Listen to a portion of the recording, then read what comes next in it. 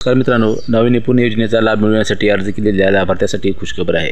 त्यांना आता SMS-द्वारे कळविण्यात येत आहे की अर्ज केलेल्या लाभार्थ्याने कागदपत्रे अपलोड करायची आहेत। तर ती कागदपत्रे कोणती असणार आहेत हे आपण सर्व माहिती व्हिडिओच्या माध्यमातून पाहणार आहोत। तत्पूर्वी चॅनलवर नवीन असाल तर चॅनलला जरूर सबस्क्राईब करा। अशीच माहिती पूर्ण तुम्हाला व्हिडिओ मिळत जातील। आणि कमेंटमध्ये सांगा की कोणाकोणाला SMS आलेला आहे, कागदपत्रे अपलोड करा, म्हणजे कळेल की किती जणांना हा SMS आलेला आहे। तर चला मग व्हिडिओला सुरुवात करूया।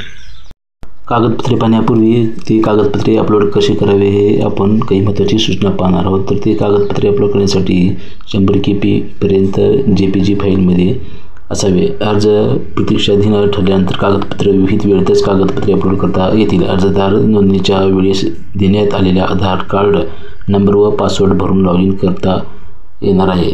निवडा या बटनवर क्लिक करून कागदपत्र अपलोड करावीत।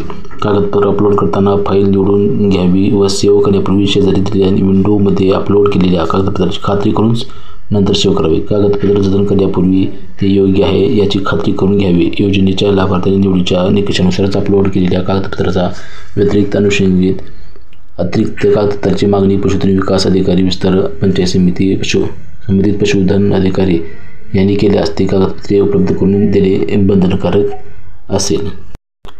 तर मित्रांनो, यामध्ये अर्जासोबत जोडायची कागदपत्रे आपण पाहणार आहोत। यामध्ये बघा, सुरुवातीला आपला फोटो ओळखपत्राची सत्याप्रत अनिवार्य आहे।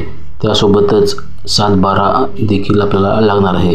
त्यानंतर 8A उतारा हा अनिवार्य आहे व तसेच अपत्य दाखला देखील आपल्याला लागणार आहे। त्यासोबत आपल्याला आधार कार्ड ही अनिवार्य आहे यासाठी व तसेच 7/12 लाभार्थ्याचे जे नाव नसल्यास कुटुंबाचे संमतीपत्र अथवा दुसऱ्यांनी जमीन भाडी तत्वावर करारनामा असल्यास एक आपला इथे बॉन्ड आपल्याला द्यावे लागणार आहे। तसेच अनुसूचित जाती जमाती असल्यास जातीच्या दाखल्याची सत्यप्रत आपल्याला इथे कास्ट आपल्याला लागणार आहे व तसेच रहिवासी प्रमाणपत्र देखील इथे आपल्याला लागणार आहे व त्यानंतर दारिद्र्य रेषेखालील प्रमाणपत्र असल्यास ते देखील इथे लागणार आहे व तसेच बँक पासबुक व रेशन कार्ड ही देखील आपल्याला इथे लागणार आहे।